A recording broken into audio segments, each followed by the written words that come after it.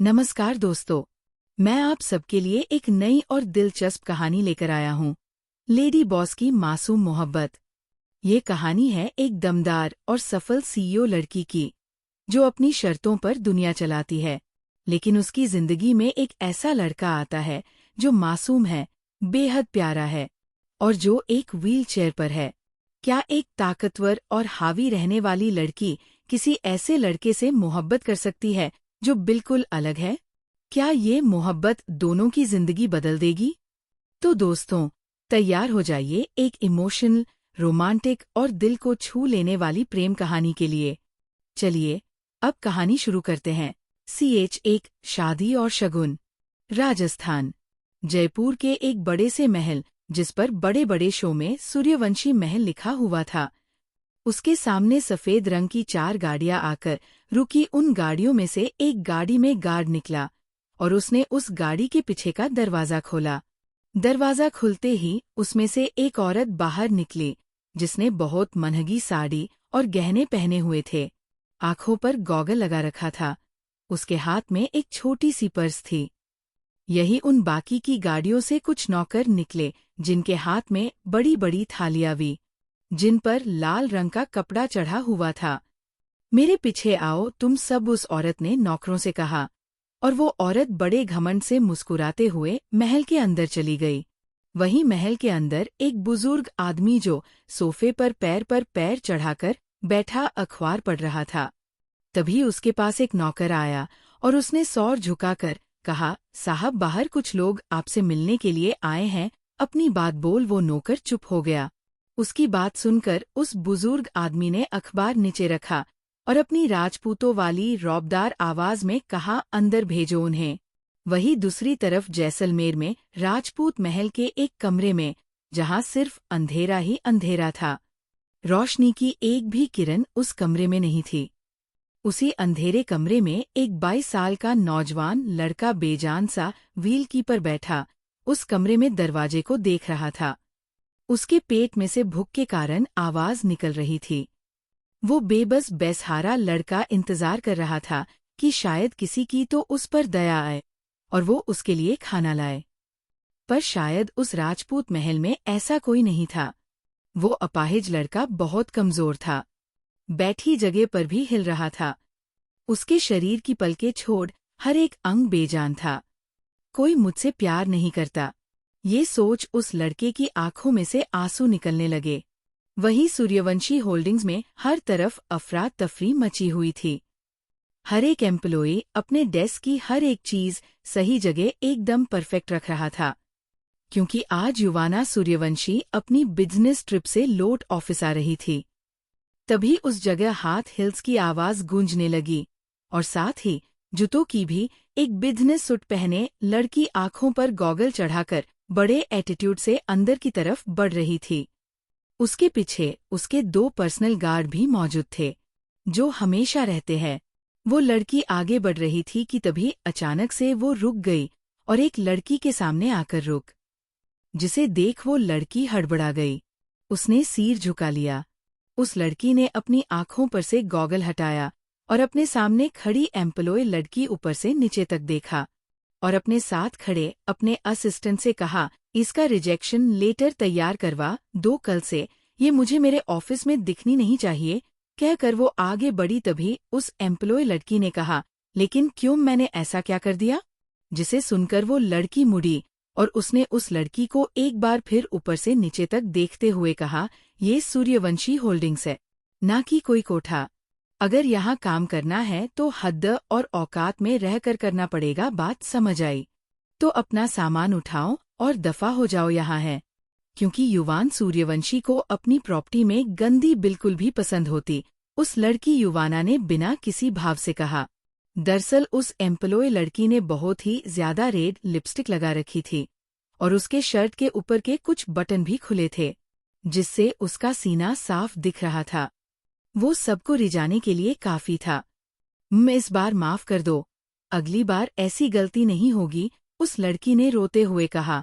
युवाना ने अपने पीछे खड़े गार्ड को देखते हुए कहा, बाहर निकालो इसे। कसकर युवाना आंखों पर गॉगल लगाकर अपने केबिन की तरफ बढ़ गई। वही गार्ड ने उस लड़की को पकड़ कंपनी से बाहर निकाल दिया, और एक लेटर भी जिस पर लाल सिक्का था, मतलब साफ था उस लड़की को अब कोई भी कंपनी काम नहीं देगी। वही दूसरी तरफ सूर्यवंशी महल में वो औरत राजवीर सूर्यवंशी के सामने बैठी थी। वही राजवीर सूर्यवंशी के सामने नौकर एक एक कर थाल रख रहे थे। ये सब क्या है यामिनी बेटा? राजवीर सूर्यवंशी ने सामने बैठी यामिनी राजपूत से उन थालियों को देखते हुए कहा। शगुन है सूर्यवंशी साहब, यामिनी ने राजवीर जी को देखते हुए घमंड से उन बाल को देखते हुए कहा, जिसमें मिठाई तो किसी में फल किसी में गहने रखे हुए, ये किस बात का शगुन? राजवीर सूर्यवंशी ने अपनी एक आईब्रो ऊपर चढ़ाकर कहा। इस बार उसकी आवाज में राजपूत वाला रौब था। तभी यामिनी ने उनकी आंखों में देखते हुए कहा, मेरे बेटे को आपकी पोती पसंद आ गई है, इसलिए ये सब शगुन लेकर शादी का मुहूर्त निकलवा लीजिए। यामिनी की बातों में उसका घमंड साफ दिख रहा था, जिसे भांपते हुए राजवीर सूर्यवंशी ने कहा, मैं देवांश राजपूत को अपने बेटे जैसा मानता हूँ, और हमारे संस्कारों में भी औरतों की इज्जत करना सिखाया है। इसलिए तुम यामिनी राजपूत, तुम अभी तक यहाँ बैठी हो उन थाल को देखते हुए, ये सब हमारे पास बहुत है, और तुम्हें क्या लगता है ये सब देख मैं अपने जिगर के टुकड़े को तुम्हें बेच दूं? कभी नहीं। ये सब लो और चली जाओ यहाँ से, क्योंकि सूर्यवंशी खानदान में घर का हर एक फैसला बड़ी के साथ मिलकर किया जाता है, और मुझे नहीं लगता कि इस सब के बारे में देवांश को पता होगा। कहकर राजवीर जी खड़े हुए और उन्होंने हाथ जोड़कर कहा, अब तुम जा सकती हो। कहकर वो अपने हाथ पीछे बांध ऊपर जाने लगे। तभी यामिनी ने जोर से कहा, मेरा बेटा आपकी पोती से प्यार करता है, और मैं अपने बेटे से उसे जो चाहिए मैं उसे हर हाल में देती हूँ। फिर चाहे अब वो आपकी पोती युवाना सूर्यवंशी भी क्यों ना हो, मैं कल फिर आऊंगी। घर के बड़ों को लेकर आपसे रिश्तेदारी करने कहकर वो चुप हो गई और चली गई। देवांश के कारण तुम्हारी बातों को सहा है, वरना एक सूर्यवंशी से ऊंची आवाज में बात करने का अंजाम क्या होता है, ये मैं तुम्हें जरूर बताता। राजवीर सूर्यवंशी ने जाती हुई यामिनी को देखते हुए कहा। CH2 युवाना की शादी हुई थे। जैसलमेर राजपूत महल में यामिनी गुस्से से अंदर आई और उसने टेबल पर रखे बाल को उठाकर जमीन पर फेंक दिया। आज तक मेरी किसी ने भी बेइज्जती नहीं की, लेकिन तुमने राजवीर सूर्यवंशी, तुमने अपनी बातों से जो मेरी बेइज्जती की है उसका बदला तो मैं जरूर लूंगी। अब तो तेरी पोती मेरे घर की बहू बनकर रहेगी, फिर चाहे उसके लिए मुझे कुछ भी क्यों ना करना पड़े। यामिनी ने गुस्से से दांत पीसते हुए कहा। तभी उसकी नजर एक नौकरानी पर गई जो हाथ में कुछ लेकर जा रही थी, जिसे देखकर यामिनी ने कहा, रुको। वो नौकरानी सौर झुकाकर वही खड़ी होगी। यामिनी उसके पास आई और उसके हाथ में खाने की ट्रे देखकर कहा, किसके लिए है ये खाना? मालकिन, वो अंश बाबा के लिए है ये खाना, उस नौकरानी ने धीरे से कहा, जिसे सुनकर यामिनी के चेहरे पर एक जहरीली मुस्कान तैर गई। उसने उस नौकरानी के हाथ से ट्रे ली और कहा, ये मुझे दे और जा जाकर अपना काम कर। कहकर उसने उस नौकरानी को घूरा, जिसे सुनकर वो नौकरानी जी मालकिन बोल चली गई। यामिनी ने एक नजर खाने को देखा और लिफ्ट से सबसे ऊपर वाले कमरे में चली गई। जा अंश व्हील चेयर पर बैठा अभी दरवाजा को एक उम्मीद से देख रहा था। दरवाजा खुला और यामिनी अंदर आई। उसे देखकर अंश की आंखों में हर फैल गया। अंश ने अपनी नजरें दूसरी तरफ कर ली। तुम्हारी आंखों में अपने लिए खौफ देखकर बहुत सुकून मिलता है। यामिनी ने जहरीली मुस्कान के साथ खाने की ट्रे टेबल पर रख अंश की तरफ देखते हुए कहा। अंश उसे देख ही नहीं रहा था। उसके हाथ पैर में कंपन होने लगी थी, डर की वजह से। यामिनी ने ट्रे में से सूप लिया और अंश के सामने खड़े होकर चम्मच में सूप भर अंश के होठों के पास किया। खाली बेटा, बाद में तुम्हें दवाई भी खानी है। दांत पीसते हुए जबरदस्ती अंश को वो सूप पिलाते हुए कहा, अगर तुमने दवाई नहीं खाई तो तुम ठीक हो जाओगे, और मैं नहीं चाहती कि तुम ठीक हो और मेरा सग जाकर देवांश को पता जी। कहकर उसने जबरदस्ती अंश को सूप पिलाया। आधा सूप तो अंश के कपड़ों पर ही गिरा था। अंश हिल रहा था। बैठे बैठे उसे ठीक से खाना भी नहीं आता था, और कोई ऐसा भी नहीं था जो उसे ठीक से खिला सके। यामिनी ने दवाया ली और जबरदस्ती अंश के मुंह में भरकर उस पानी पिला दिया। अंश वो दवाई खा नहीं रहा था, बिल्कुल अपनी माँ की तरफ बिठ है। पर मुझे भी आता है तुम जैसी को झुकाना, यामिनी ने कहा और अंश का कान दबाकर बंद कर दिया, जिसे अंश सांस नहीं ले पा रहा था। ना चाहते हुए भी अंश को वो दवाई निकली। तब जाकर यामिनी ने अंश का कान को छोड़ दिया और उसके बालों को कसकर पकड़ अंश के चेहरे को ऊपर कर दांत पीसते हुए कहा, मरते दम तक तुम्हें इसी कमरे में इसी व्हील चेयर पर रहना पड़ेगा, कोई नहीं होगा तुम्हारी जिंदगी में तुम्हारा हाथ थाम तुम्हें इस अंधेरे से बाहर रोशनी में लेकर आने के लिए, कोई नहीं, तुम अकेले अपनी आधी बची जिंदगी जियोगे। कहकर यामिनी ने अंश की व्हील चेयर को धक्का दिया, जिसे अंश की व्हील चेयर जोर से दीवार से जा लगी। यामिनी वहां से गुस्से से चली गई। अंश की आंखों में से आंसू पानी की तरह निकलने लगे। रात का वक्त, सूर्यवंशी महल, राजवीर सूर्यवंशी डाइनिंग टेबल पर बैठे युवाना का इंतजार कर रहे थे, पर वो अपने ही किन्हीं ख्याली में गुम थे। तभी युवाना अपने कमरे में से फ्रेश होकर आई और अपनी चेयर पर बैठकर राजवीर दादाजी से कहा, जब से मैं कंपनी से लौटी हूँ तब से देख रही हूँ आप कुछ परेशान लग रहे हैं। क्या हुआ है दादू? युवाना की आवाज सुनकर राजवीर जी होश में आए और उन्होंने कहा, आज तुम्हारे लिए एक रिश्ता आया था। ओ तो आपने क्या कहा? युवाना ने एक बाइट खाते हुए कहा। दादाजी ने कहा, यामिनी राजपूत आई थी। अपने बेटे के लिए तुम्हारा हाथ मांगने मैंने मना कर दिया, क्योंकि उस औरत में घमंड के साथ मक्कारी भी भरी हुई है। कहकर उन्होंने युवाना को देखा। अच्छा हुआ आपने मना कर दिया, क्योंकि मुझे अपनी जिंदगी में किसी मर्द के लिए जगह नहीं बनानी, मेरा हो गया है। आप डिनर एंजॉय करें, युवाना बिना किसी भाव से कहा चेयर पर से खड़ी हुई और जाने लगी, जिसे देखकर दादाजी ने कहा, पर शाम को देवांश राजपूत से मेरी बात हुई। मैंने तुम्हारी शादी उसके बेटे से तय कर दी, बिना मेरी परमिशन के। युवाना ने मुड़कर राजवीर जी को देखते हुए हैरानी से कहा। दादाजी ने कहा, उसने मुझसे पहले वादा लिया था और फिर शादी की बात रखी। और आप युवाना, आप जानती है, एक राजपूत अपने वादे से मुकरते नहीं है, इसलिए मैंने शादी का प्रस्ताव मंजूर किया। मैं आपके वादे की इज्जत करती हूँ दादू, लेकिन मेरे युवाना सूर्यवंशी के भी कुछ वसूल है, और ये कि मैं जो मुझे सही लगे वो मैं करती हूँ। और आप जो कह रहे हैं वो मुझे सही नहीं लग रहा, इसलिए मुझे शादी नहीं करती। कहकर युवाना अपने कमरे की ओर जाने लगी। आज तक हमने आपकी हर बात मानी युवाना, आपके फैसले लेने का हक हमेशा आपको ही दिया, लेकिन इस बार नहीं, आपको ये शादी करनी पड़ेगी। और वैसे भी राजपूत खानदान हमारी बराबरी का है, हमें यकीन है आप वहाँ खुश रहेंगी। दादाजी ने अपनी रौबदार आवाज में युवाना से कहा। दादू, आप तो कह तो ऐसे रहे हैं जैसे मैं बाकी लड़कियों की तरह दूसरों पर निर्भर हूँ। शायद आप भूल रहे हैं कि मैं युवाना सूर्यवंशी हूँ, जिसे किसी मर्द के सहारे की जरूर नहीं है। कहकर युवाना अपने कमरे में चली गई। दादाजी उसे जाते हुए देखते ही रह गए। अगले दिन दोपहर के करीबन 2 बज रहे थे। सूर्यवंशी होल्डिंग्स में युवाना अपने केबिन में बैठ कुछ फाइल पर साइन कर रही थी। तभी उसका फोन रिंग हुआ, जिसे देखकर युवाना ने कॉल रिसीव किया, पर दूसरी तरफ की खबर सुनकर उसकी आंखें बड़ी हो गई। युवाना के हाथ से फोन नीचे गिर गया। युवाना जल्दी से खड़ी हुई और बाहर की तरह दौड़ लगा दी। CH3 युवाना ने की शादी के लिए। हाँ, अब आगे। हॉस्पिटल में युवाना अपने गार्ड के साथ भारी कदमों से एक वार्ड की तरफ बढ़ रही थी। उसके चेहरे पर परेशानी साफ नजर आ रही थी।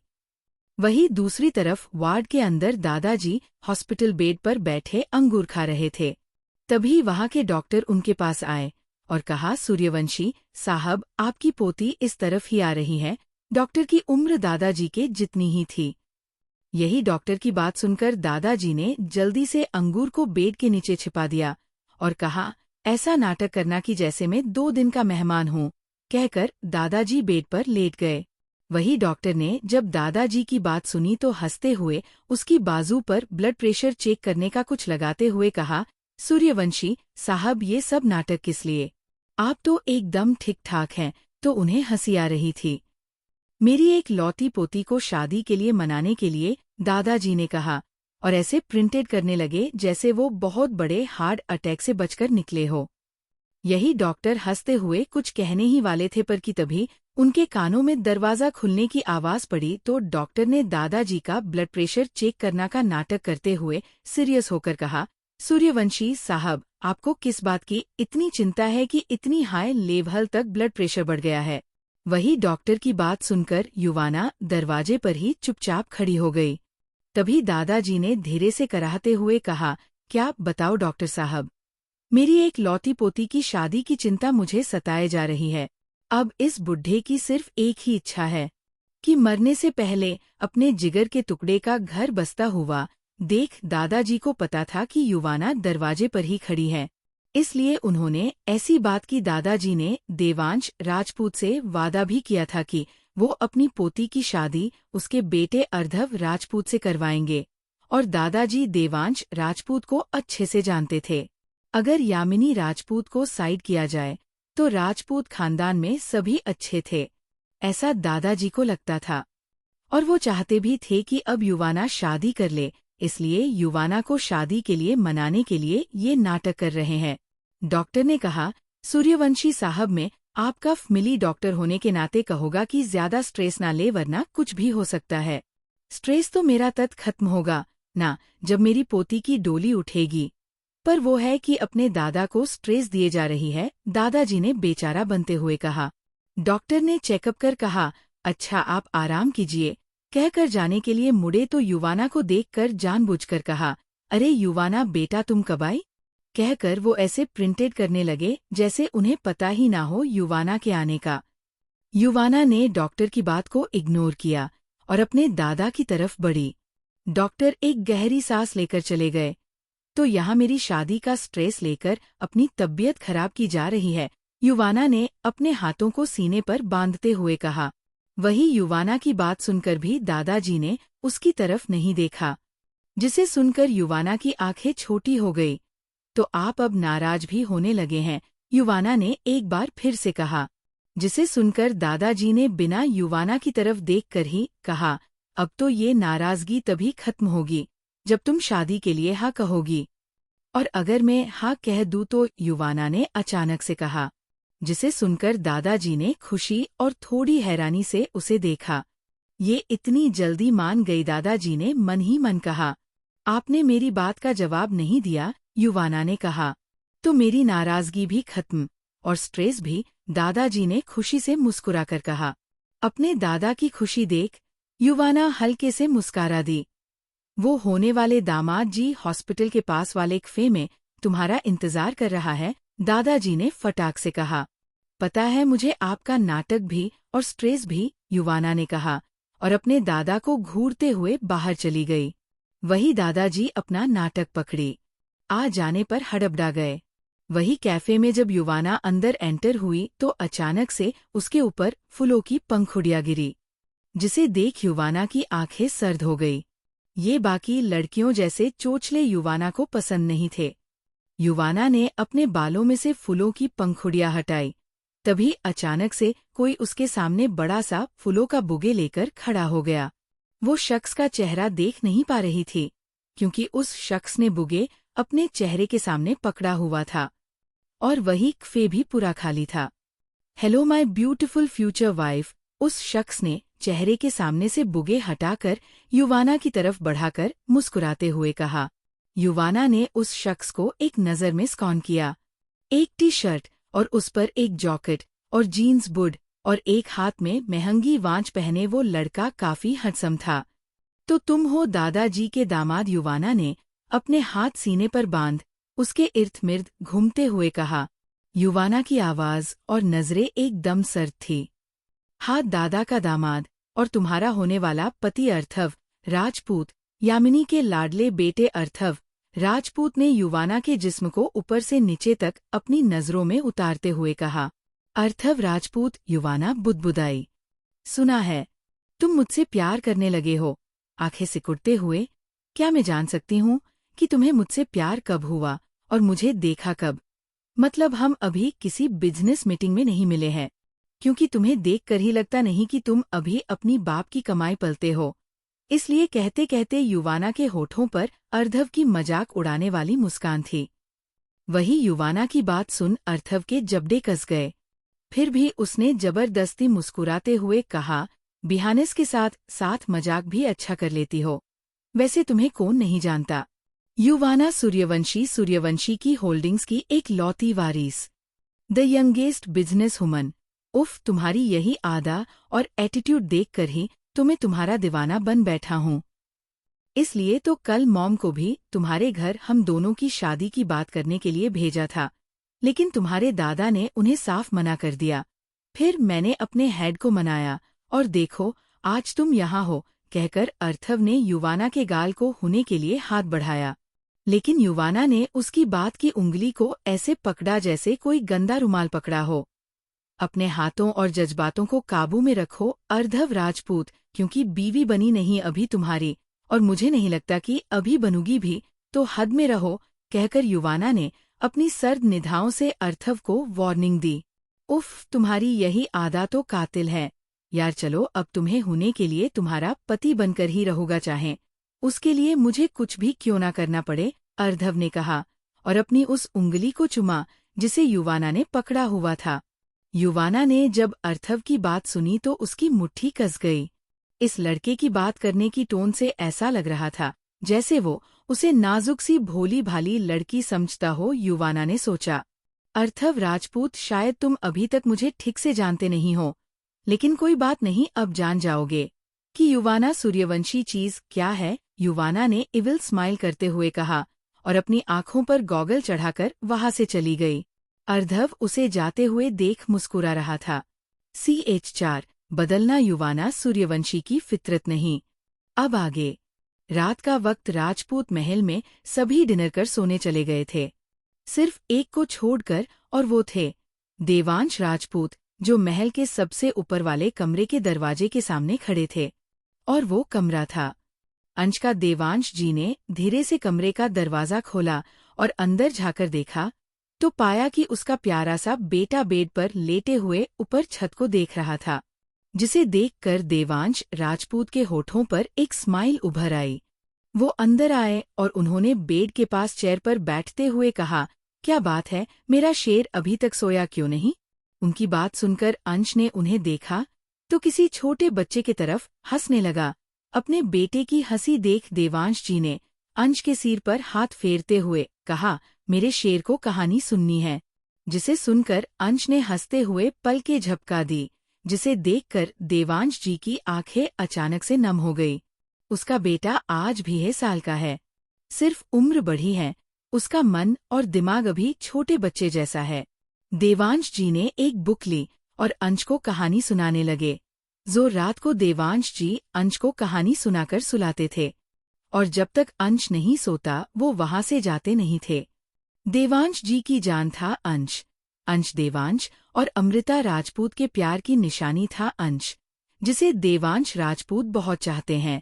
कुछ देर बाद अंश कहानी सुनते सुनते सो गया, तो देवांश जी ने अंश के सिर को सहलाते हुए प्यार से कहा, तुम्हें ऐसे देख बहुत दर्द होता है बेटा, पर फिर भी मैं कुछ नहीं कर सकता। करोड़ों की दौलत है मेरे पास, लेकिन वो भी मेरे किसी काम नहीं आ रही हैं। पता नहीं मेरे बाद तुम्हारा क्या होगा, कौन तुम्हारा ख्याल रखेगा? कहते कहते देवांश जी की आंखें से आंसू निकल आए, लेकिन फिर भी उन्होंने अपने आंसू पोंछे और अंश के माथे को चूमते हुए कहा, लेकिन तुम फिरक मत करना, मैं तुम्हारे लिए एक ऐसी लड़की ढूंढूंगा जो हर पल तुम्हारी ढाल बन तुम्हारे सामने खड़ी रहे। कम से कम मरने के बाद तो मेरी आत्मा को शांति मिलेगी कि तुम्हें संभालने के लिए कोई तो है, कहकर उन्होंने अंश को ठीक से कवर किया और चले गए। सूर्यवंशी महल में स्टडी रूम में युवाना अपने किसी नए प्रोजेक्ट पर काम कर रही थी। तभी दादाजी अंदर आए और युवाना के सामने बैठकर कुछ बोलने को हुए कि तभी युवाना ने अपना काम करते हुए ही कहा, मुझे वो बाप के टुकड़ों पर पलने वाला अर्धव राजपूत पसंद नहीं आया, लेकिन फिर भी मैं इस शादी के लिए तैयार हूँ, तो आप जाकर राजपूतों को बता दे कि शादी इसी हफ्ते होगी, क्योंकि मुझे अगले हफ्ते न्यूयॉर्क जाना है अपनी एक बिजनेस डील के लिए, कहकर युवाना चुप हो गई और अपना काम करने लगी।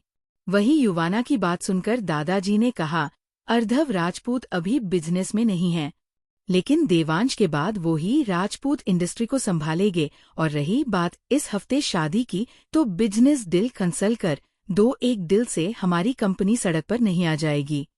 और युवाना, शादी के बाद आपको घर और कंपनी दोनों संभालना नहीं होगा, तो आपकी शादी के बाद सूर्यवंशी होल्डिंग्स को तुम्हारा पति अर्धव संभाल लेगा। दादू, शादी के लिए हाँ की है, तो इसका ये मतलब बिल्कुल भी नहीं कि मैं शादी के बाद घर गृहस्थी संभालती रहूं और वहाँ भी निकन्मा अर्धव राजपूत मेरी कंपनी को बर्बाद कर दे। दादू, आपको पता है मुझे मेरी चीजें शेयर करना पसंद नहीं, और ये बात आप अच्छे से जानते हैं। मैंने आज तक अपनी कोई भी चीज किसी के भी साथ शेयर नहीं की, और ये भी जानते हैं कि जिसने भी मेरी चीज को मेरी बिना परमिशन के छूने की कोशिश, तो मैंने उस चीज का क्या हस्र किया है। बर्बाद कर देती हूँ उस चीज को, क्योंकि मुझे किसी का झूठा पसंद नहीं। शादी हो या ना हो, मैं जैसी आज हूँ वैसी ही आगे भी रहोगी। बदलाना युवाना सूर्यवंशी फितरत नहीं। युवाना ने गुस्से से कहा, अपनी चीजों के मामले में, परिवार के और कंपनी के मामले। युवाना सामने कोई भी हो उसे देखती नहीं। आज उसके दादू ने कंपनी की बात की, वो कंपनी जिसे अभी उसके पापा अपने बच्चे की तरह चाहते थे। और हमेशा जब युवाना छोटी थी तो हमेशा कहते थे कि मेरे बाद इस कंपनी को, अपने परिवार को तुम्हें संभालना है। कंपनी रघुवेंद्र सूर्यवंशी की जान थी, और उनकी जान युवाना की जान।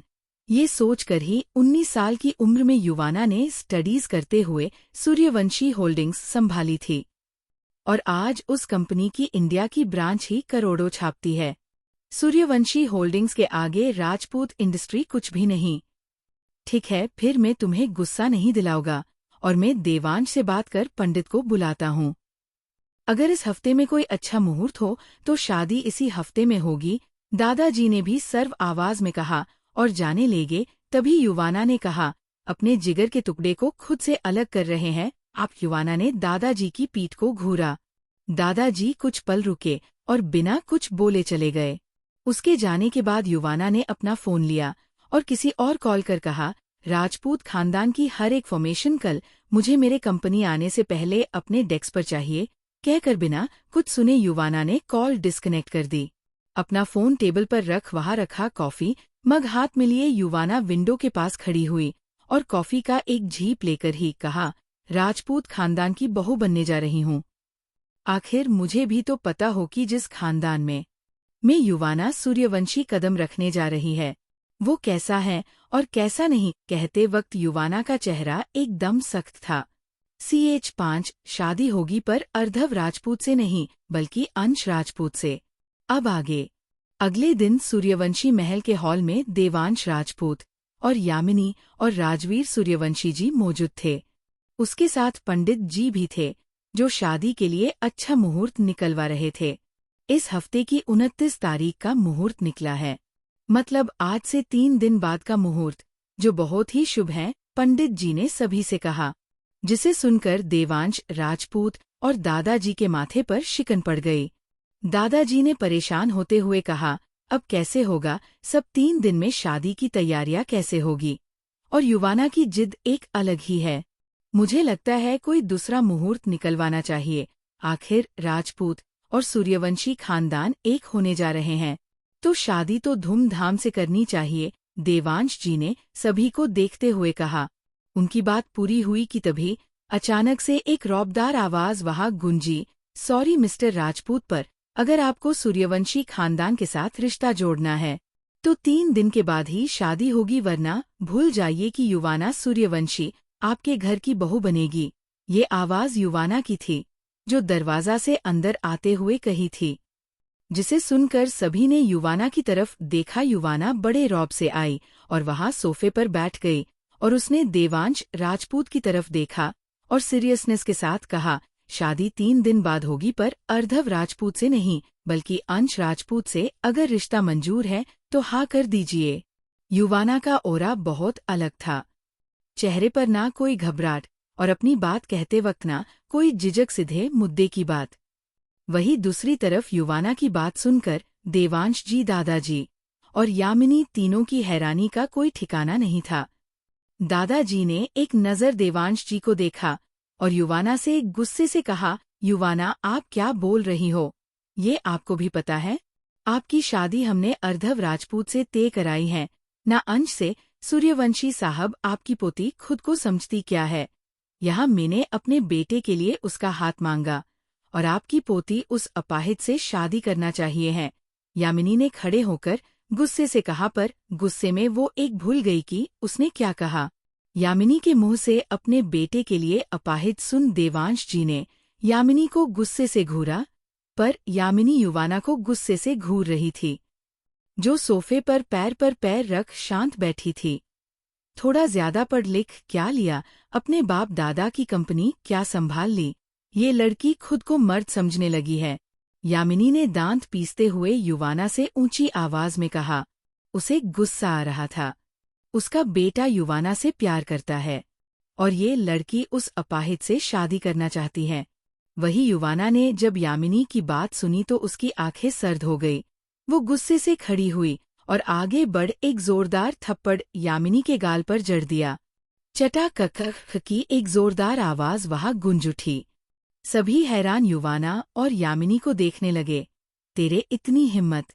यामिनी अपने बात पूरी करती उससे पहले युवाना ने गुस्से से दांत पीसते हुए कहा, आवाज नीचे, यामिनी राजपूत, क्योंकि तुम जहाँ खड़ी हो वो युवाना सूर्यवंशी का घर है, जहाँ ऊंची आवाज में बात सिर्फ सूर्यवंशी ही कर सकते हैं।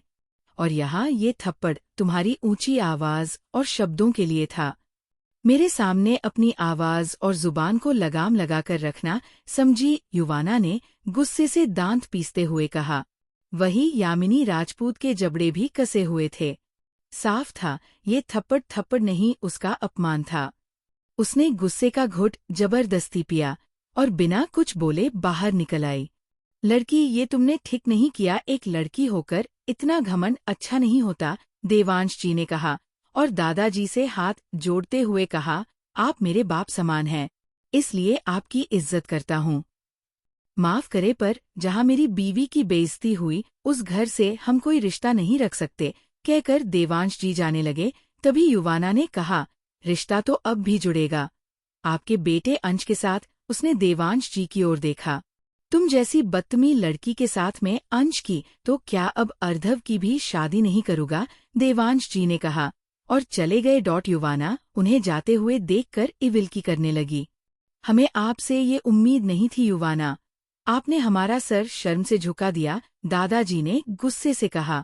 युवाना ने दादाजी को बिना किसी भाव से देखे और कहा, वो औरत मेरे घर में मुझसे ऊंची आवाज में बात कर रही थी, और आप जानते हैं मुझे सिर्फ अपनी ऊंची आवाज सुनना पसंद है। और रही बात शादी की, तो मैं शादी करूंगी तो सिर्फ अंश राजपूत से, कहकर युवाना जाने लगी। दादाजी ने अपनी राजपूतों वाली आवाज में पूछा, क्या आप जानती हैं कि अंश राजपूत एक अपाहिज है और आप उनसे शादी करना चाहती है? क्या मैं वजह पूछ सकता हूँ? वजह की आप समझेंगे नहीं। और हाँ, मुझे सब पता है अपने होने वाले पति के बारे में, कहकर युवाना अपने रूम में चली गई। रूम में आकर युवाना वॉशरूम में जाकर युवाना ने नल चालू कर पानी अपने मुंह पर मारा। उसने खुद के अक्स को मिरर में देखा। एक पार्क में एक बेंच के पास एक 7 साल का लड़का व्हील चेयर बैठा रो रहा था। तभी एक छोटी सी लड़की अपने नन्हे नन्हे पैरों से चलते हुए उसके पास आई और उसने अपना रुमाल उस लड़के के सामने किया। वो लड़का रोते हुए उस लड़की को देखने लगा, जो बहुत मोटी सी छोटी सी थी। रुमाल लो और अपने आंचू छाप कलो, उस मोटी सी छोटी सी लड़की ने अपनी तोतली आवाज में कहा। उसकी बात सुनकर उस लड़के ने रुमाल लेकर अपने आंसू साफ किए। तुम लड़के होकर लोती हो, उस लड़की ने कहा। क्यों लड़के से नहीं सकते क्या? उस लड़के ने सुबकते हुए कहा। नहीं लो सकते, उस लड़की ने मुंह फुलाते हुए कहा। तुम्हारा नाम क्या है? उस लड़के ने पूछा। नहीं, मैं क्यों, अपना नाम पहले बताओ। तुम बताओ अपना नाम पहले, उस लड़की ने जिद्दी बनते हुए कहा। मेरा नाम अंश है, अब तुम अपना नाम बताओ। मेरा नाम ना युवाना सूर्यवंशी है, उस मोटी सी छोटी सी लड़की युवाना ने अपनी तोतली आवाज में घमंड से कहा। अचानक युवाना अपने अतीत से बाहर निकली। उसने मिरर में देखा और मुस्कुराते हुए कहा, मेरा अंश, अब तुम्हें मैं खुद से कभी दूर नहीं जाने दूंगी। सुबह जब युवाना ने जब राजपूत खानदान की हर एक जानकारी देख रही थी कि तभी उसकी नज़र अंश राजपूत पर गई और वहाँ अपने बचपन के अंश को देख उसकी हैरानी और खुशी का कोई ठिकाना नहीं था। बचपन 2 पल की मुलाकात में 5-6 साल की युवाना अंश प्यार कर बैठी पर बचपन उस प्यार को उसने एक बेस्ट फ्रेंड का नाम दिया था। लेकिन फिर बड़े होकर वो प्यार में बदल गया पर दिल के किसी कोने में उसने उसे छिपा दिया, जिसका पता युवाना को भी नहीं था, क्योंकि उसे सिर्फ अंश पता था। अंश राजपूत नहीं। अगर राजपूत नाम पता होता तो शायद आज युवाना के 2-3 बच्चे होते। पर जब व्हील चेयर पर बैठे 22 साल के अंश की तस्वीर को देखा तो वो एक पल में पहचान गई कि वो उसका अंश है, वही रोद्दू अंश। सीए 3 दिन बाद युवाना और अंश की शादी कराएंगे। किसी ने मुड़ा से कल मेरी इंटा आईडी मांगी थी, तो मेरी इंटा आईडी है Vettel_Vaishnavi। अब आगे। राजपूत महल में यामिनी जब अकेली अपने ड्राइवर के साथ महल लौटी तो उसने देखा कि हॉल में अर्धव बेसब्री से उसी का ही इंतजार कर रहा था।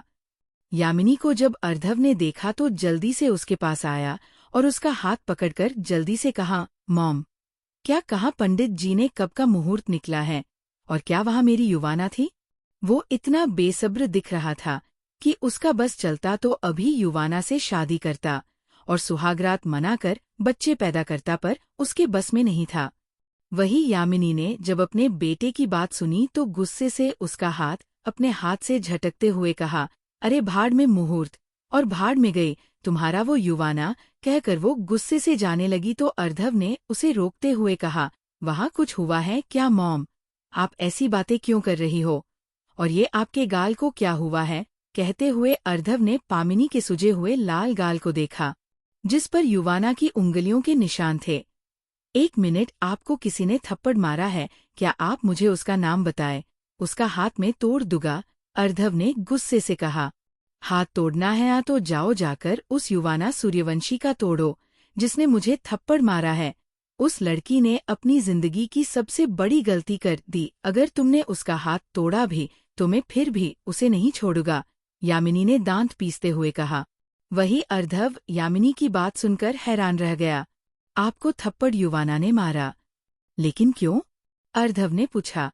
क्योंकि आपकी माँ अब बड़ी के बीच कुछ ज्यादा ही बोलने लगी है, देवांश राजपूत ने अंदर आते हुए कहा।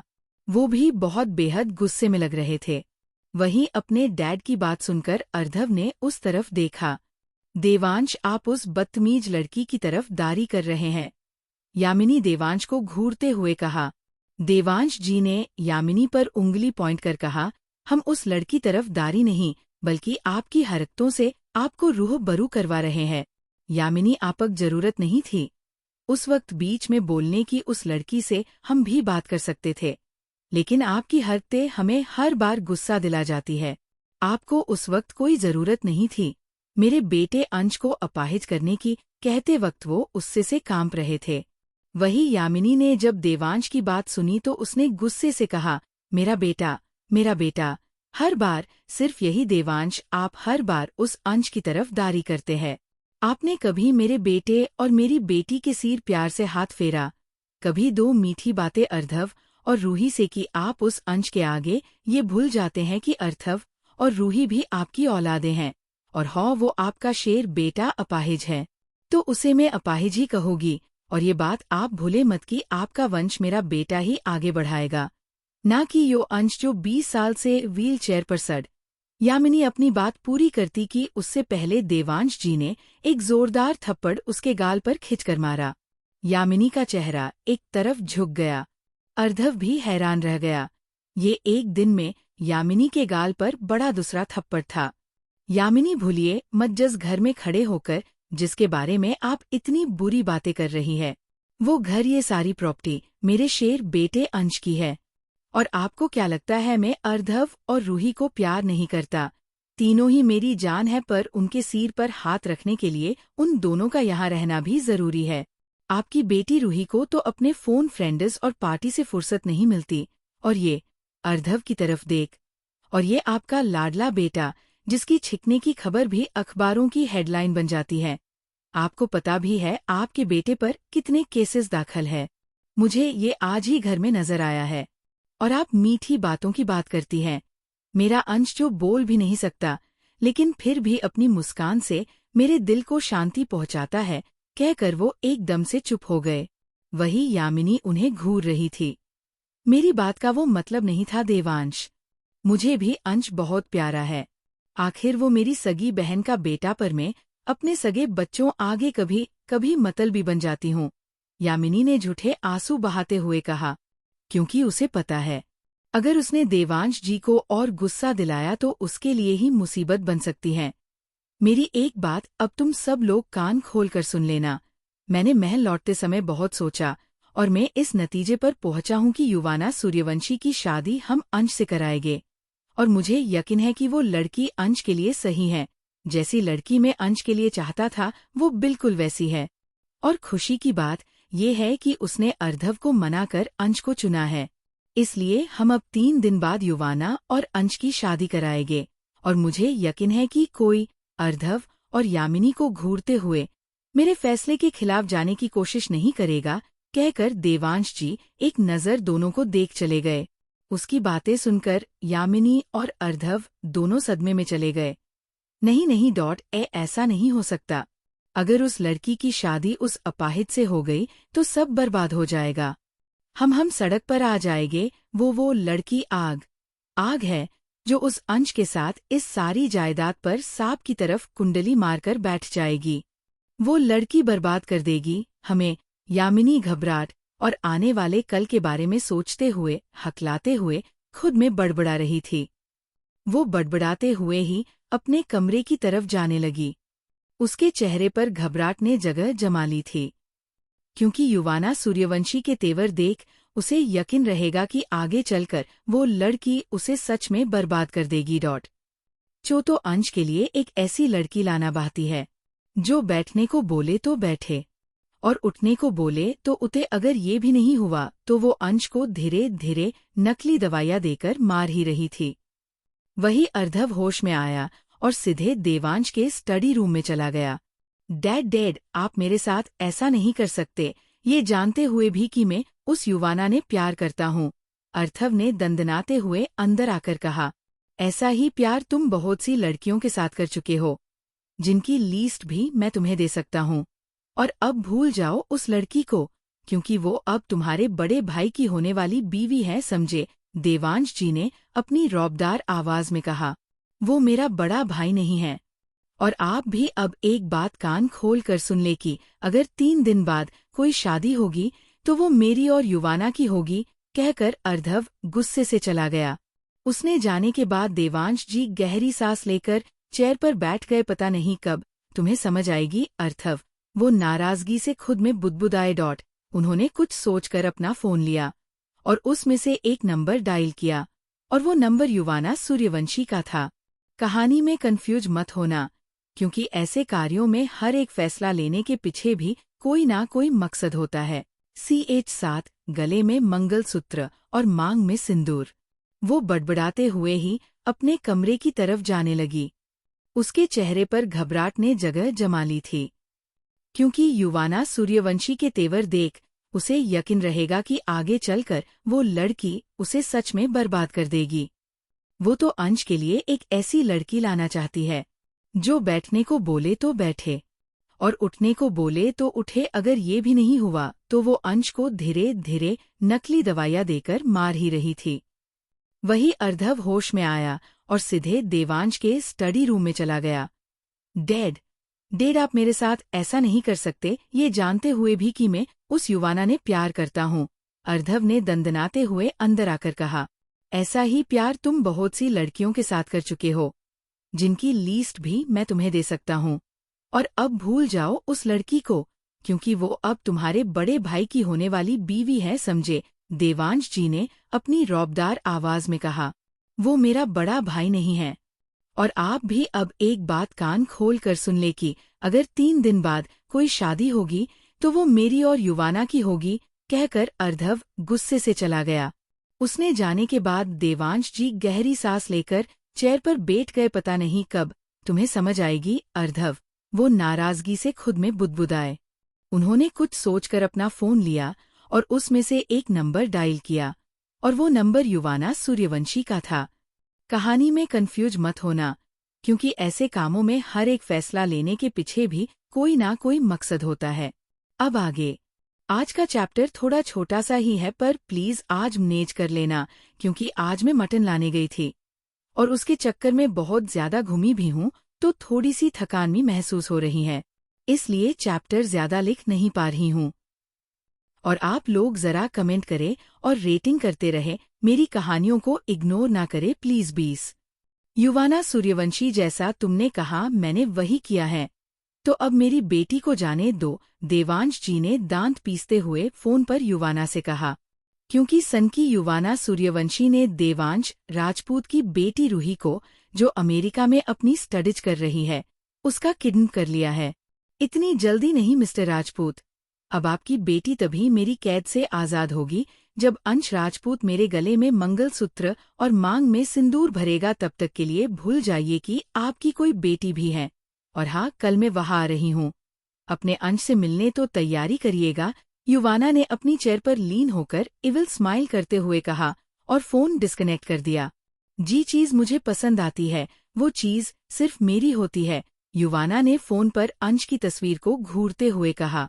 देवांश जी ने जो शब्द यामिनी और अर्धव से कहे थे, वो शब्द युवाना के थे। उसने अपने कॉन्ट से अमेरिका में रूही राजपूत को अगवा कर लिया और राजपूत मिशन लौट रहे। देवांश राजपूत को उसकी वीडियो भेजी, जिसमें रूही एक चेयर पर बंधी थी और मुंह पर टेप लगा हुआ था, हाथ पैर भी बंधे हुए थे, जिसे देख देवांश राजपूत की रूह भी कांप उठी। वही अंश के कमरे में एक मेड अंश को सूप पिला रही थी कि तभी अचानक से जोर से कमरे का दरवाजा खुला और अर्धव अंदर आया और उसने व्हील चेयर पर बेबस अंश को घूरते हुए मेड से कहा, निकलो यहाँ से। उसकी आवाज में सर्दगी थी, जिसे भापते हुए मेड चुपचाप चली गई। उसके जाते ही अर्धव आगे बढ़ा और उसने जोर से अंश का मुंह पकड़ लिया, इतनी जोर से कि मानो अंश के दांत भी गिर जाएंगे। तुम्हारे कारण डैड ने अभी मुझसे प्यार नहीं किया, तुम्हारे कारण मुझे बचपन से सिर्फ यही सुनना पड़ा कि ये सारी प्रॉपर्टी तुम्हारे बड़े भाई की है, और आज सिर्फ तुम्हारे कारण मुझे ये सुनना पड़ा कि युवाना सूर्यवंशी तुम्हारे बड़े भाई की होने वाली बीवी है। वो युवाना जिससे मैं प्यार करता हूँ, वो तुमसे शादी करना चाहती है, तुमसे, तुम जैसे बदसूरत लड़के से। और मजे की बात देखो ना, मेरा पागल बाप भी उसकी शादी तुम जैसे बदसूरत से करने के लिए तैयार हो गया, कहकर अर्धव ने गुस्से से एक जोरदार थप्पड़ अंश के मुंह पर मारा। अंश के होंठ फट गए, जिसमें से खून निकलने लगा। अंश की आंखों से आंसू पानी की तरह बहने लगे। ये सब अंश के साथ बचपन से होता आ रहा था। अंश ने एक तरफ चेहरा किया और बेबस था, इतना कि मत मारो ये बोल भी नहीं सकता था। अर्धव ने गुस्से से अंश के बालों को पकड़ा और दांत पीसते हुए कहा, और वैसे भी मुझे नहीं लगता कि वो लड़की तेरे साथ ज्यादा दिन तक रहेगी भी, क्योंकि उसे अगर मजा चाहिए होगा तो तू कहा उसे वो सुख वो मजा दे पाएगा जो मैं दूंगा।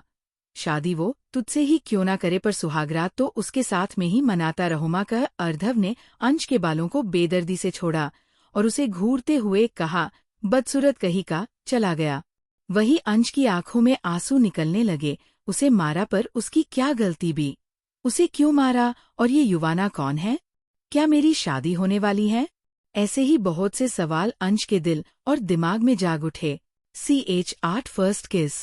अब तक तुम्हारे कारण डैड ने अभी मुझसे प्यार नहीं किया, तुम्हारे कारण मुझे बचपन से सिर्फ यही सुनना पड़ा कि ये सारी प्रॉपर्टी तुम्हारे बड़े भाई की है, और आज सिर्फ तुम्हारे कारण मुझे ये सुनना पड़ा कि युवाना सूर्यवंशी तुम्हारे बड़े भाई की होने वाली बीवी है।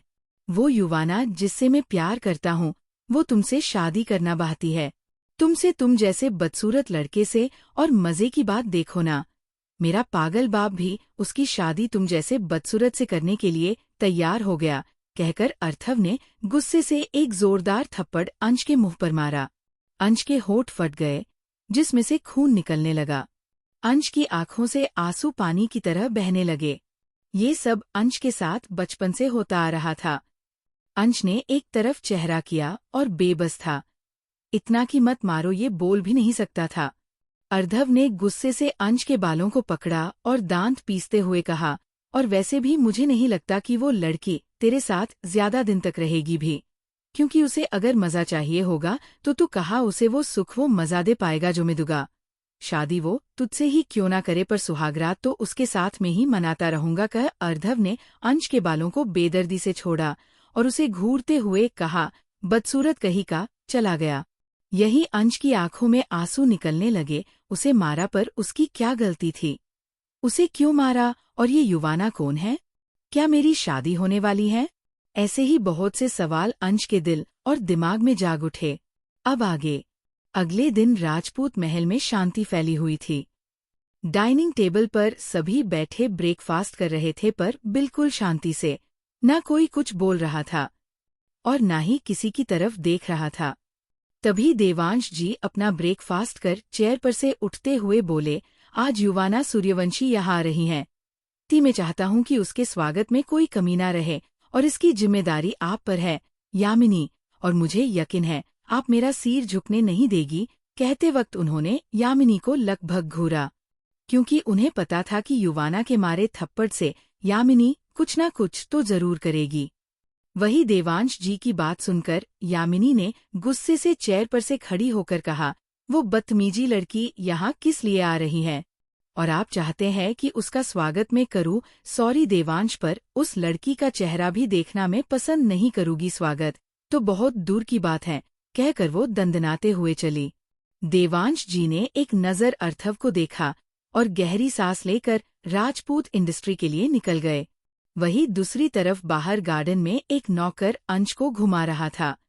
बेबस अंश अपनी चेयर पर बैठ किसी सोच में गुम था। तभी बाहर गार्डन में हलचल हुई। एक कार तेजी से अंदर आई और रुक गई। बाहर खड़े गार्ड ने जल्दी से उसका कार की ड्राइवर सीट का दरवाजा खोला। उसमें से युवाना सूर्यवंशी बाहर निकली।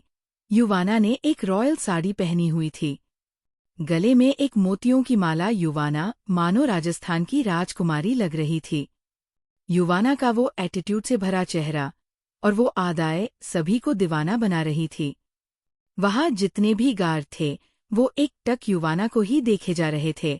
वही कोई और भी था जो युवाना को अपनी चोर नजरी से देख रहे थे। वो जनाब हमारे अंश बाबू थे। अंश युवाना को देखे जा रहा था। एक अजीब से एहसास ने उसे घेर लिया था। वही युवाना बिना इधर उधर देखे महल के अंदर जाने लगी थी कि तभी अर्थव सीटी बजाते हुए बाहर निकाला और युवाना से टकरा गया, जो अपनी साड़ी संभालने के चक्कर में आगे ध्यान ही नहीं दे पाई। अर्धव ने युवाना की कमर में हाथ डाल उसे गिरने से बचा लिया। वो युवाना के खूबसूरत चेहरे में खो सा गया। तभी युवाना ठीक से खड़ी हुई और अर्थव को खुद से दूर करते हुए कहा, दूर रहो मुझसे।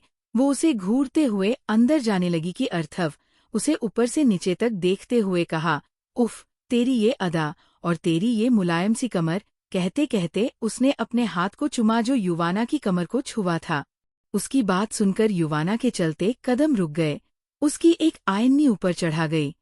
बाप के टुकड़ों पर पलने वाले मिस्टर अर्धव राजपूत, अपनी जुबान को लगाम लगाना सीख लो, क्योंकि युवाना सूर्यवंशी से अब तुम्हारा रोज पाला पड़ने वाला है। तो अगली बार अगर मैंने तुम्हारे मुंह से अपने लिए एक शब्द भी सुनाना घिरे से कर्कश आवाज में, तो तुम्हारी जबान को काटकर उसके छोटे छोटे टुकड़े कर दूंगी, समझे। इसलिए औकात और हद में रहना। कहकर युवाना जाने लगी थी कि तभी उसका ध्यान गार्डन में अंश पर गया, जिसे देख युवाना के दिल की धड़कन ट्रेन की तरफ तेज हो गई। उसके बचपन का वो पहली मुलाकात वाला प्यार। युवाना एक टक अंश को देखते हुए उसका तरफ बढ़ने लगी। आज उसके पैर हल्के से कांपते हुए उसने महसूस किए। वही अंश के प्रति युवाना के बदलते भाव देख अर्धव के जबड़े कस गए। वो युवाना की तरफ बढ़ने लगा था कि तभी उसके कानों में यामिनी के शब्द गूंज उठे, उस लड़की का चक्कर छोड़ दो, वो लड़की हमारी बर्बादी की वजह बनेगी, समझे। ये याद आते ही अर्धव के कदम रुक गए। वो गुस्से से एक बार फिर से महल के अंदर चला गया। वही युवाना जब अंश के करीब पहुंची तो उसने नौकर को जाने का इशारा किया, जिसे देख नौकर सिर झुकाकर चला गए। उसके जाने के बाद युवाना ने अंश की ओर देखा, जो इधर उधर देख रहा था। जिसे देख युवाना की आंखें छोटी हो गई। वो अंश के बिल्कुल सामने खड़ी थी। अंश युवाना की तरफ एक नजर देख भी नहीं रहा था। शायद ये नादान बंदा नर्वस हो रहा था, क्योंकि पहली बार कोई लड़की यूं उसके सामने खड़ी थी। पहली बार अंश ने किसी लड़की को देखा था, क्योंकि जब से उसकी ये हालत हुई थी तब से वो महल से बाहर नहीं गया था, और ना ही कभी किसी लड़की ने महल में आकर अंश से मिलना तो उसकी तरफ देखना भी पसंद नहीं किया था। युवाना ने अंश को घूरते हुए अपने हाथ सीने पर बांधे, तो अंश ने झट से अपनी आंखें ही बंद कर ली। युवाना की भौं सिकुड़ गई। तभी युवाना का ध्यान अपने आप पर गया। उसकी साड़ी से जागती कमर अंश के सामने थी, जिसे देख हमारे अंश बाबू शर्मा गए थे। अंश के गाल लाल हो गए थे। युवाना के होठों के कोने मुड़ गए। होने वाली बीवी की कमर देखकर शर्मा गए। अगर शादी के बाद भी ऐसे ही शर्माते रहे तो हमारे बच्चे पैदा होंगे? युवाना ने शरारती स्माइल करते हुए कहा, जिसे सुनकर अंश की आंखों झट से खुल गई। उसने हैरानी से युवाना की तरफ देखा तो युवाना ने झुककर अंश के होठों पर एक गिला चुंबन दिया, और अगले ही पल अंश के निचले होठ को खिंचते हुए छोड़ा। तुम्हें पता नहीं, पर जब से तस्वीर में तुम्हें देखा था, तब से तुम्हारे होठों को चुमने के लिए मैं बेताब थी। युवाना ने अंश के चेहरे पर झुकते हुए अपने होठों पर जीभ फिराते हुए कहा। वहीं हमारे वंश बाबू तो मुंह खोले शर्माते हुए युवाना को देख रहे थे। ऐसे मत देखो डार्लिंग, वरना तुम्हें आज ही खा जाऊंगी, युवाना ने गुर्राते हुए सेक्सी आवाज में कहा। ये युवाना का एक अलग ही रूप था, एक सेक्सी अंदाज। वही अंश लाल गाल लेकर इधर उधर देखने लगा। तभी अचानक से युवाना की आंखें तीखी हो गई, और गुस्से से लाल भी। CH9 युवाना का गुस्सा। अब तक युवाना ने अंश को घूरते हुए अपने हाथ सीने पर बांधे तो अंश ने झट से अपनी आंखें ही बंद कर ली। युवाना की भौं सिकुड़ गई। तभी युवाना का ध्यान अपने आप पर गया। उसकी साड़ी से जागती कमर अंश के सामने थी, जिसे देख हमारे अंश बाबू शर्मा गए थे। अंश के गाल लाल हो गए थे। युवाना के होठों के कोने मुड़ गए। होने वाली बीवी की कमर देखकर शर्मा गए। अगर शादी के बाद भी ऐसे ही शर्माते रहे तो हमारे बच्चे पैदा होंगे? युवाना ने शरारती स्माइल करते हुए कहा, जिसे सुनकर अंश की आंखों झट से खुल गई। उसने हैरानी से युवाना की तरफ देखा तो युवाना ने झुककर अंश के होठों पर एक गिला चुंबन दिया, और अगले ही पल अंश के निचले होठ को खिंचते हुए छोड़ा। तुम्हें पता नहीं, पर जब से तस्वीर में तुम्हें देखा था, तब से तुम्हारे होठों को चुमने के लिए मैं बेताब थी। युवाना ने अंश के चेहरे पर झुकते हुए अपने होठों पर जीभ फिराते हुए कहा। वहीं हमारे वंश बाबू तो मुंह खोले शर्माते हुए युवाना को देख रहे थे। ऐसे मत देखो डार्लिंग, करना तुम्हें आज ही खा जाऊंगी, युवाना ने गुर्राते हुए सेक्सी आवाज में कहा। ये युवाना का एक अलग ही रूप था, एक सेक्सी अंदाज। वही अंश लाल गाल लेकर इधर उधर देखने लगा। तभी अचानक से युवाना की आंखें तीखी हो गई, और गुस्से से लाल भी। अब आगे युवाना का चेहरा गुस्से से लाल हो गया। उसने अपने होठों को बीच लिया। युवाना के जबड़े भी कस गए। युवाना ने अंश की बूढ़ी को जोर से पकड़ा और गहरी आवाज में उससे पूछा, किसने मारा तुम्हें? ये कहते वक्त उसकी आवाज में सर्दगी थी। अंश के बाएं गाल पर अर्धव के उंगलियों के निशान अभी मौजूद थे, जिसे देखकर युवाना को समझाने में देर नहीं लगी कि अंश को मारा है। उसके अंश को मारा? पर किसने? युवाना की बात पर अंश ने अपनी मासूम नजरें नीचे कर ली, और उसने अपना चेहरा घुमा लिया। मेरे सवाल का जवाब दो अंश डार्लिंग, किसने मारा तुम्हें? तुम एक बार मुझे उस शख्स का नाम बता दो, उसका वही हाथ तोड़ दूंगी जिस हाथ ने तुम्हारे गाल पर थप्पड़ मारा है। युवाना ने अंश की आंखों में देखते हुए दांत पीस कर कहा, मैं घर के हर सदस्य का नाम लूंगी, उनमें से किसी ने तुम्हें मारा है तो अपनी पलकें झपका देना, युवाना ने अंश के बाएं गाल की सहलाते हुए कहा, जिस पर उंगलियों के निशान थे। अंश ने अपनी नजर ऊपर कर युवाना को देखा, उसकी आंखों में देखा। आज पहली बार कोई उसके जख्म देख इतना गुस्से में है। आज पहली बार कोई उसकी फिक्र कर रहा था। क्या देवांश राजपूत ने तुम पर हाथ उठाया? युवाना ने अंश की आंखों में देखते हुए पूछा। अंश ने कोई रिएक्ट नहीं किया। उस यामिनी ने मारा तुम्हें? युवाना ने जलती निगाहों से अंश को घूरा। या फिर उस अर्थव ने मारा है? बताओ मुझे, अंश किसने मारा तुम्हें? युवाना गुस्से से अंश पर गरजी। अंश ने अर्थव का नाम सुन झट से नीचे देखा, लेकिन फिर भी अंश ने मुश्किल से अपने कांपते हाथ से व्हीलचेयर के बटन को धक्का दिया, जिसे व्हीलचेयर आगे जाने लगी। अंश नहीं चाहता था कि उसके कारण घर में झगड़ा हो। युवाना को अब अंश पर गुस्सा आ रहा था। वो तेज कदम से अंश की तरफ बढ़ी और उसकी व्हीलचेयर को पकड़ लिया। तुम्हें अर्धव ने मारा है? युवाना ने अंश के फेस एक्सप्रेशन को देखा। अर्धव के नाम पर अंश घबरा रहा था। अंश के मन में बहुत खौफ भर रखा था, यामिनी और उसके बेटे ने। युवाना ने व्हील चेयर को धक्का देखकर महल के अंदर लेकर जाने लगी। अंदर जाकर युवाना ने एक नौकर से सर्द आवाज में पूछा, अर्थव राजपूत कहाँ है? मेम साहब, अर्थव बाबा अपने कमरे हैं। आप कहो तो मैं आपको लेकर चलूं? नौकरानी ने कहा। युवाना ने हम कहा और अंश को लेकर आगे बढ़ने लगी। डाइनिंग एरिया से गूंजते समय युवाना की नजर एक नाइफ पर गई। उस नाइफ को युवाना ने झट से उठा लिया। नौकरानी युवाना को अर्धव के कमरे में लेकर जाने लगी। जाते समय यामिनी की नजर भी युवाना पर गई। उसने युवाना को देख दांत पीस लिए और गुस्से से उसकी तरफ बढ़ने लगी। तब तक युवाना अर्धव के कमरे में पहुंच गई। उसने देखा कि अर्थव खिड़की के पास खड़े किसी से फोन पर बात कर रहा है। अंश को कुछ समझ नहीं आ रहा था। अर्थव को देख उसने अपनी नजरें झुका ली। अंश को घबराते देख पुवाना का माथा ठनक गया। वो आगे बढ़ी और गुस्से से अर्धव की घुमाया और उसके बाएं हाथ की हथेली पर चाकू को आर पार कर दिया। आह है। अर्धव की बेहिसाब दर्द भरी चीखें गूंज उठी। अंश तो अंश साथ में आई। नौकरानी भी हैरान और घबरा गई। यामिनी जो इसी तरफ बढ़ रही थी, अपने बेटे की आवाज सुन उसके कदमों की रफ्तार तेज हो गई। वही युवाना के दिल को अब जाकर सुकून मिला जब उसने अर्धव का खून देखा। चाकू अर्धव की हथेली के आर पार था। वो दर्द से रोने लगा। अपने हाथ को पकड़ देखने लगा। उसने युवाना को देखा जो होठों पर खतरनाक स्माइल लेकर उसके उस हाथ को देख रही थी जिस हाथ से अर्धव ने उसके अंश को मारा था। पागल लड़की, ये तूने क्या कर दिया मेरे बेटे के साथ? यामिनी ने हैरानी से और गुस्से से कहा। वो अर्धव की तरफ बढ़ने लगी थी कि तभी अचानक से युवाना ने उसके बालों को कसकर पकड़ लिया। आह, छोड़ दे मुझे। पागल हो गई है क्या? क्या किया है मेरे बेटे ने तेरे साथ जो तूने ये सब किया?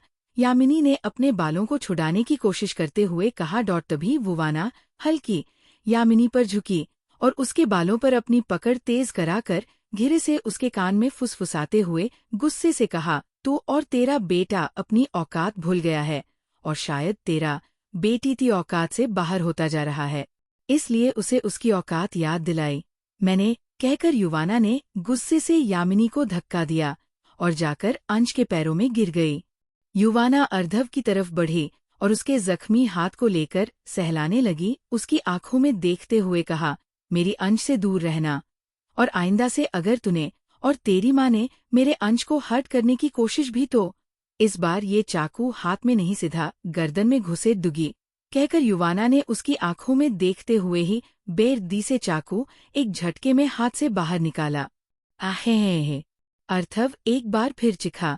तुम दोनों माँ बेटों की सारी करतूतों से मैं अच्छे से वाकिफ हूँ, पर मेरे अंश से तुम दोनों दूर रहोगे तब तक जिंदा रहोगे, दोनों को घूरते हुए दांत पीसकर, वरना युवाना सूर्यवंशी को एक पल भी नहीं लगेगा।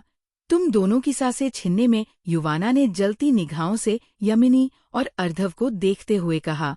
वो अंश को लेकर जाने लगी थी कि तभी यामिनी ने तेज आवाज में कहा, उस अपाहिज के लिए इतनी हमदर्दी भूलो मत युवाना सूर्यवंशी, ये तुम्हारा सूर्यवंशी महल नहीं राजपूत महल है और यहाँ ऊंची आवाज में बात सिर्फ राजपूत कर सकते हैं। तुम हमारी कोई नहीं हो। उसने युवाना की ही कही बात अपने तोर से युवाना को ही कही। यामिनी की बात सुनकर युवाना के होठों पर खतरनाक स्माइल उभर आई। उसने मुड़कर यामिनी को देखा। यामिनी राजपूत, तुम्हें मैं अभी मुंह के बल गिरा देती हूँ। कहकर युवाना अंश को लेकर नीचे चली गई। यामिनी और अर्थव, जो दर्द से तड़प रहा था, वो भी हैरानी से नीचे जाने लगे। नीचे आकर दोनों ने सामने का नजारा देखा तो दोनों की हैरानी का कोई ठिकाना नहीं था। युवाना अंश को लेकर महल में मौजूद गणपति बापा के मंदिर में थी। CH10 प्यारे पतिदेव, चलो सुहागरात सुहागरात खेलते हैं। और युवाना बनी राजपूत प्रॉपर्टी की मालकिन। अब तक आहे है अर्धव एक बार फिर चिखा, तुम दोनों माँ बेटों की सारी करतूतों से मैं अच्छे से वाकिफ हूँ, पर मेरे अंश से तुम दोनों दूर रहोगे तब तक जिंदा रहोगे, दोनों को घूरते हुए दांत पीसकर, वरना युवाना सूर्यवंशी को एक पल भी नहीं लगेगा। तुम दोनों की सांसें छीनने में युवाना ने जलती निगाहों से यामिनी और अर्धव को देखते हुए कहा। यो अंश को लेकर जाने लगी थी कि तभी यामिनी ने तेज आवाज में कहा, उस अपाहिज के लिए इतनी हमदर्दी भूलो मत युवाना सूर्यवंशी, ये तुम्हारा सूर्यवंशी महल नहीं राजपूत महल है, और यहाँ ऊंची आवाज में बात सिर्फ राजपूत कर सकते हैं। तुम हमारी कोई नहीं हो। उसने युवाना की ही कही बात अपने तोर से युवाना को ही कही। यामिनी की बात सुनकर युवाना के होठों पर खतरनाक स्माइल उभर आई। उसने मुड़कर यामिनी को देखा।